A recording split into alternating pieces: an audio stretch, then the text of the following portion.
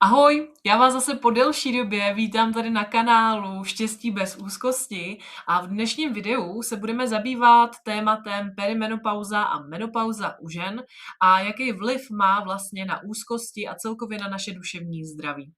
Velmi často mi totiž ženy píšou, že v období perimenopauzy nebo menopauzy se jejich úzkosti hodně zhoršej.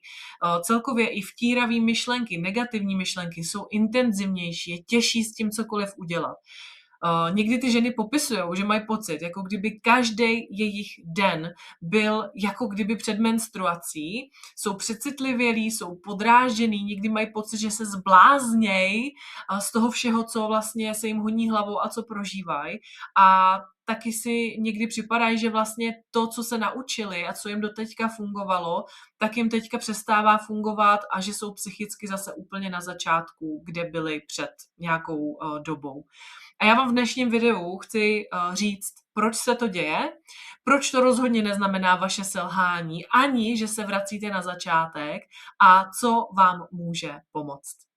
Moje jméno pro ty z vás, kdo mě neznáte nebo ne tak moc, je Eli Pospíšilová. Jsem mentorka pro lidi s úzkostmi, jsem akt terapeutka a lektorka.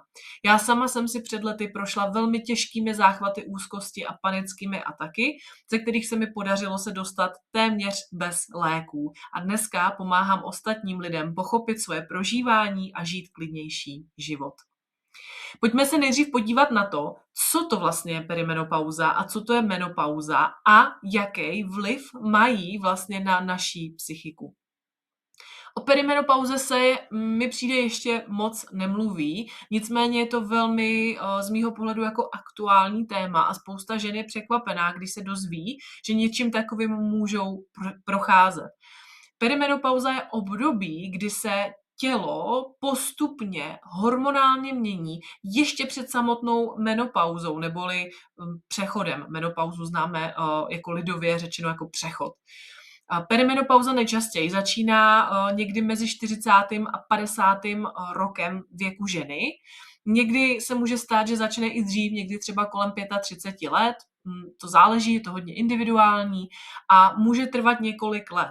Často se během dní objevují právě výkyvy nálad, úzkosti nebo větší četnost úzkostí, podrážděnost, horší spánek anebo větší citlivost na stres. A to třeba i na věci, které vás dřív tolik nestresovaly nebo vás třeba nestresovaly vůbec, tak teď najednou možná zjišťujete, že vás stresujou a že je vám to vlastně nepříjemný, že vás to omezuje.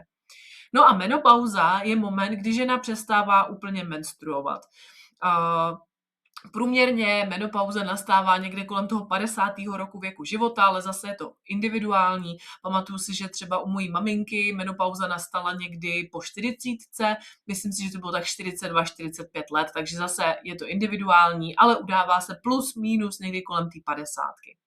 Hormony se v tomto období výrazně mění. Výrazně se mění a to ovlivňuje právě nejen naše tělo, to, jak to tělo vypadá, jaký vlastně má potřeby, ale velmi to ovlivňuje právě i naši psychiku a celkově nervový systém.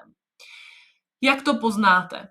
V tomhle období se velmi často objevují úzkosti anebo větší četnost nebo intenzita úzkostí. Můžou se tady objevovat i panické ataky a to obojí i u žen, který třeba nikdy na úzkosti nebo panické ataky netrpěli. U žen, který byli celý život úzkostnější nebo zažili nějakou panickou ataku, tak se to může zase zintenzivnit, může ta četnost být častější, což právě pak často vede k takovému tomu přemýšlení o tom, že zase se vracím na začátek a proč se mi to děje a bla, bla, bla.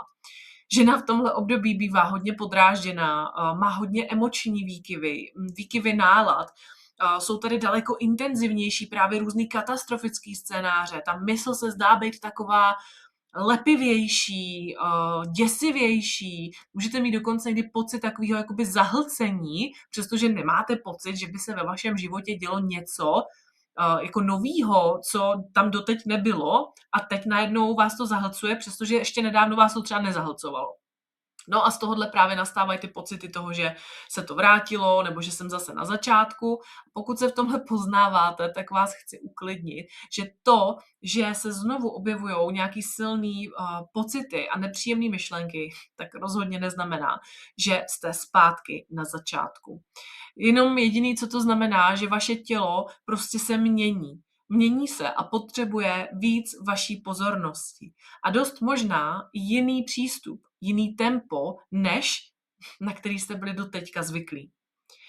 Než vám řeknu 4 věci, které vám můžou v tomhle období pomoct, tak vám řeknu, co to rozhodně zhoršuje.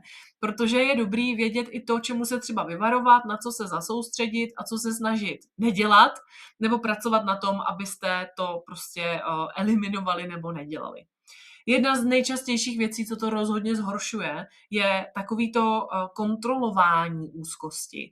Jestli tu ta úzkost zase je, nebo ne. V jaký je tu míře. Jestli jsem tuhle situaci zvládla dneska v pohodě, anebo zase mi bylo špatně, nebo jsem měla nějakou úzkost.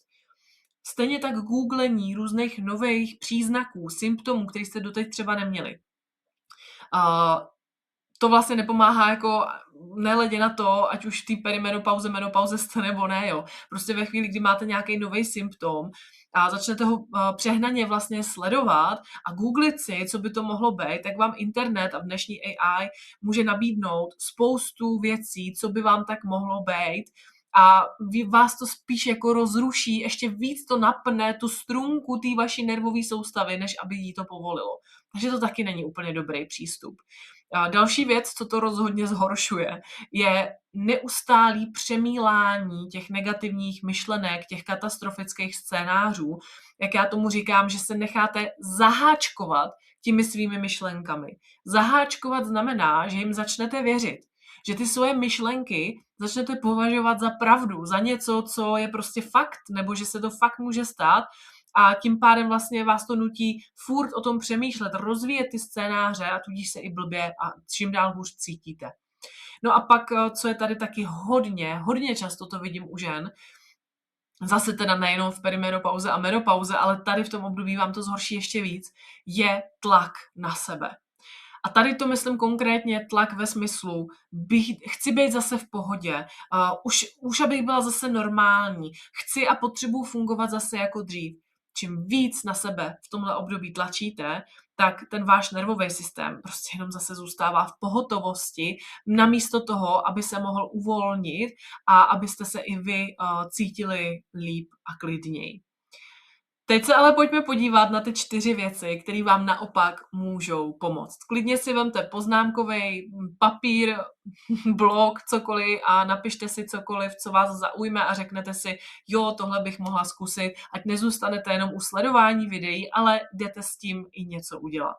Takže za prvé, co vám určitě může pomoct, je přestat se srovnávat se svým starým já.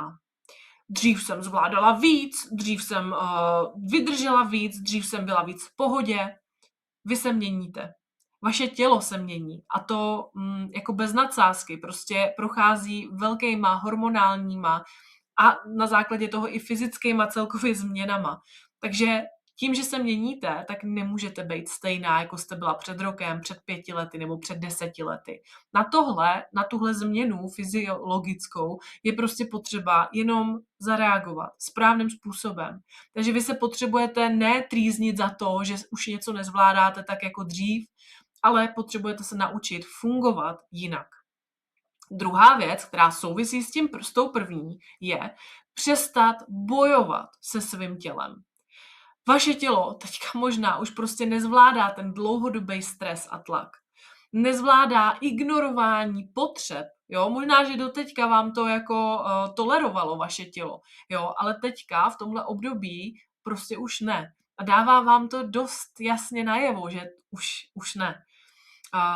Už prostě nezvládá to neustálé fungování. To, že vy vždycky jste ta, která všechno zařídíte, zajistíte, ohlídáte. Prostě teď už je možná na čase naučit se říkat ne. Naučit se udržet si nějaký vlastní hranice, kam prostě ostatní nepustíte. A to, co jste zvládali doteď, prostě delegovat nebo pouštět.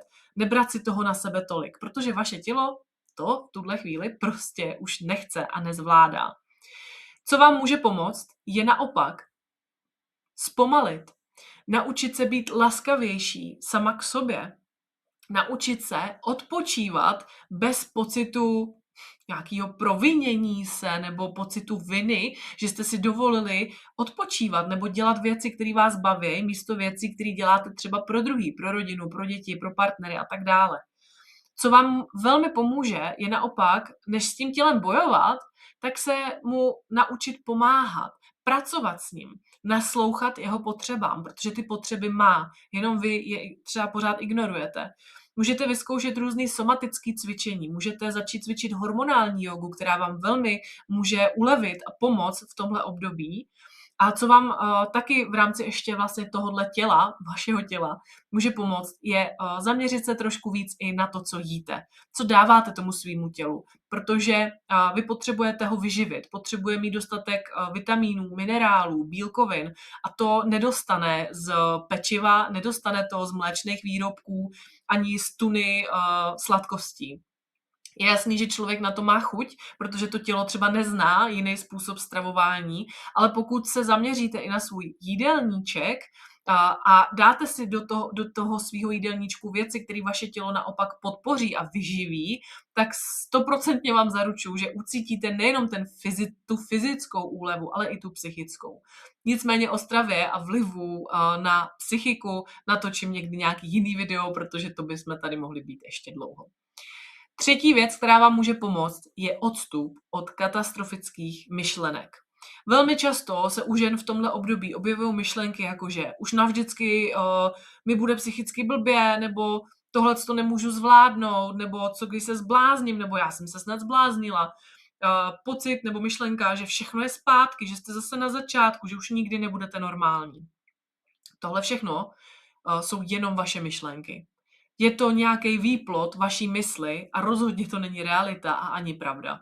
A jediné, co vy se s tím musíte naučit, je vytvořit si takzvaný odstup od těch vtíravých negativních myšlenek a katastrofických scénářů. Ten odstup vás můžu naučit ve svém kurzu, jak se zbavit vtíravých myšlenek bez léků pomocí mojí metody PLOT. Odkaz vám dám tady dolů pod videa, takže na něj pak určitě mrkněte. No a za čtvrtá věc, která vám určitě může pomoct a neopomíjejte ji, je odborná pomoc.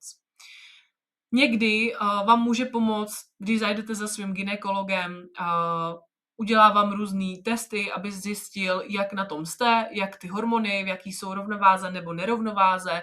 V případě nějaký nutnosti vám může nastavit hormonální léčbu. Pokud nejste, jako já, třeba podobně nějakým jako nadšencem braní věcí, které sice můžou pomoct na hormonální nerovnováhu, ale zároveň nevím, jaký všechny negativní vedlejší účinky to bude mít na další věci v mém těle, a nechcete se ládovat prostě lékama nebo dalšíma lékama, tak jsou tu i další možnosti. Já za sebe osobně velmi doporučuji čínskou medicínu. Najděte si ve svém okolí nebo v nějakém blízkém okolí praktika čínské medicíny a řešte to s ním. Já osobně ještě neprocházím perimenopauzou, ale i tak přesto jsem řešila hormonální nerovnováhu a právě čínská medicína mi v tomhle obrovsky pomohla a ulevila, bez toho, aniž bych se právě musela ládovat nějakýma chemickýma věcma. Další věci, které vám můžou pomoct, je doplnění o různé vitamíny, homeopatika, bylinky. S těma homeopatikama a bylinkama vám může pomoct taky praktik čínské medicíny, záleží na co on se konkrétně třeba specializuje, ale je určitě dobrý si doplnit ty věci, nechat si prostě poradit klidně i z více rozměrů. Pokud nechodíte nebo jste nikdy nebyli u psychiatra, nestýďte se, klidně si přizvat vlastně i pomoc psychiatra.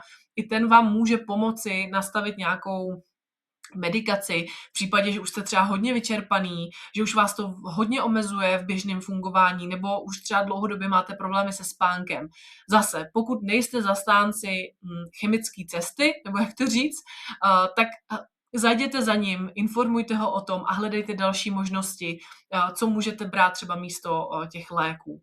No a určitě si nezapomeňte přizvat taky klidně nějakého terapeuta, se kterým budete moct mluvit a sdílet o tom, co prožíváte a který vám dá třeba i nějaké možnosti, techniky, které si můžete naučit abyste ty svoje emoce a myšlenky dokázali lépe zvládat, respektive aby pro vás nebyly tak zatěžující. Někdy budete potřebovat kombinaci více těchto z těch věcí a je to naprosto v pořádku. Rozhodně to není selhání, není to ani krok zpátky. Na to chci, abyste pamatovali, abyste si nepřipadali, že něco děláte špatně, že jste nějaký rozbitý. Vůbec ne. Pokud máte pocit, že jste se v tom dneska našli, že se v tom poznáváte, pokud máte pocit, že jste se ztratili nebo ztrácíte sami v sobě, tak na to určitě nejste sami. Prochází tím spousta žen, jenom o tom třeba moc nemluví, protože tomu třeba sami nerozumí. Vy jste udělali už jeden obrovský krok, že jste začali hledat pomoc a dostali jste se k tomuhle videu. A chci, abyste si zapamatovali, že nejste rozbitý. Že jenom vaše tělo v tuhle chvíli se mění a vaše tělo i nervový systém prostě teďka potřebují jenom jiný přístup než dřív, na který jste doteď byli zvyklí. No a pokud se chcete naučit pracovat s úzkostí, s emocemi a myšlenkami praktičtěji, víc do hloubky, tak vám všechny odkazy, které vám s tím můžou pomoct, dám tady dolů pod videa. Mrkněte na můj web, najdete tam různé pomůcky, články, online programy, všechno najdete zkrátka tady dole. No a nezapomeňte mi dát určitě vědět, jestli vám tohle video pomohlo, jestli vás trošičku uklidnilo, jestli se vám líbilo a sledujte můj YouTube kanál, ať vám další videa tady neutečou. No a já už vám přeju jenom, ať máte co nejklidnější dny a budu se na vás těšit u dalšího videa.